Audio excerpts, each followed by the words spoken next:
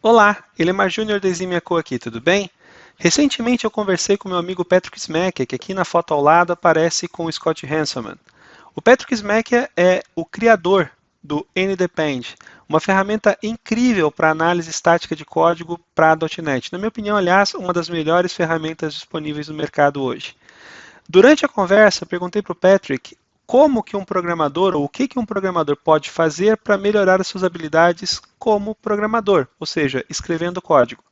Eu acho que alguém que dedica a vida para escrever ferramentas que analisam código tem sim boas recomendações para dar para nós que escrevemos código. Vamos ver o que ele tem para dizer? So first, as you said, the tooling is very important because when NDPen or ReSharper started in the early days, we didn't have this kind of tool. So we were in the dark, but tools are very important. So let me go back to the Visual Studio. Because when a rule is violated, when you have an issue, no matter the tool, I'm going to show you with NDPen, but no matter the tool, you have it. Okay. I'm going to click here. Actually, each rules has some explanation, okay? And it tells you, so here, assemblies should have the same version, okay? I think we can agree with that. And the rule is explaining you why it's a good practice to have this kind of, to follow this kind of pattern. So here you can learn a lot. First, a tool will put issues, and second, it will tell you why it's an issue, why it should be preferable to not have this. So here, if you are a junior developer, maybe you are learning something. Okay, you are, and step by step, you will learn. There are hundreds of rules. And for example, dead code. Okay, why is it bad to have dead code? So typically, dead code, this is classes and methods and fields that are not used anymore. Okay, they are never called, never instantiated. So typically, you can comment or even better discard them. Okay, and here we get some recommendation about why it's bad. So you can learn a lot from all those rules description. Okay, because with independent description, because the rule is a link query, the description is comment. Okay, here you can see description, and you can see either the source code or of the rule or the description. So from there you can learn a lot. And of course, I would recommend like following blogs nowadays. This is very important, and also buying books. I still pretty like the books. I like the paper. That's not good for the tree, but I like the idea of having some paper and learning. And personally, in my career, I learned a lot from books, and of course, I learned a lot from experts.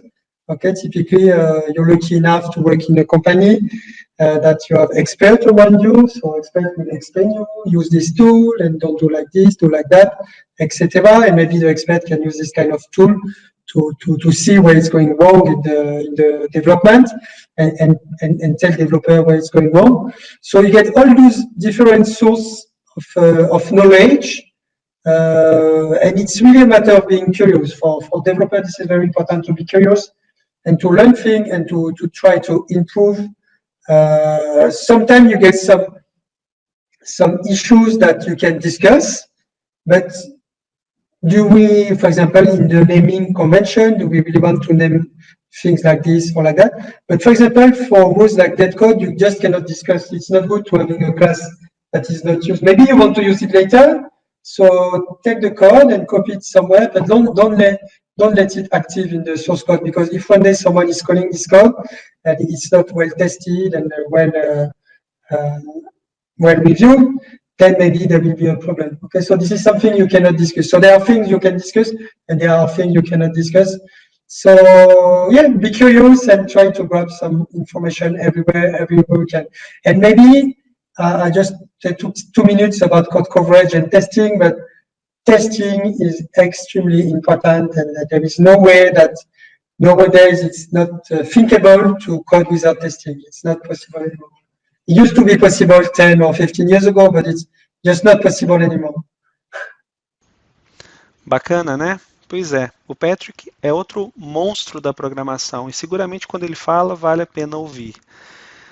Dentre as recomendações dele, então, está dar mais atenção ao feedback das ferramentas de análise estática, como o ReSharper, os analyzers do Roslin e o próprio Independ. É bacana, no caso do Independ, que existe anexado a cada crítica que a ferramenta faz ao código uma explicação do porquê que aquela crítica é relevante e também uma forma de contornar, de resolver o problema no código. Aqui é uma confissão minha agora, tá? Eu tenho aprendido ao longo dos anos pra caramba com essas ferramentas. Muitas vezes eu percebia padrões de codificação meus que não eram eficientes e que eram detectados por essas ferramentas como a Independ, como o ReSharper, recentemente agora como os analyzers do Roslin. Cara, eu fui aprendendo sobre como escrever código melhor, muitas vezes pela insistência desse feedback ruim dessas ferramentas. Super dica.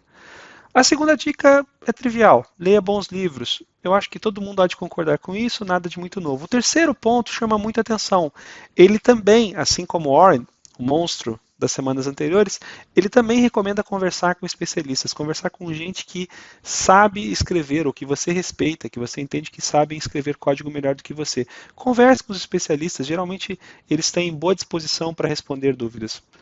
Quarto item, separe as dúvidas genéricas de questões práticas. Repara que no exemplo dele ele separou a ideia de aprender a nomear bem variáveis de reconhecer código morto. Pois é, o Independ ajuda a reconhecer código morto, ReSharper também, os analyzers também. Use e tenha preocupação com código morto, vai reduzir o custo de manutenção. E a quinta e última dica, lá no finalzinho ele fala, escreva testes. Olha que bacana, ele falou, há 15 anos atrás, isso talvez fosse uma questão negociável, hoje não é mais. Pois é.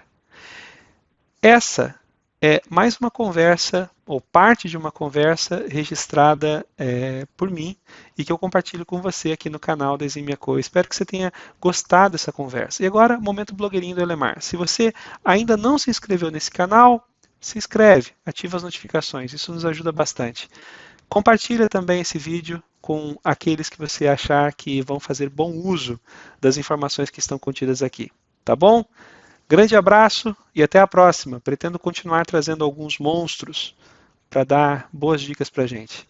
Grande abraço.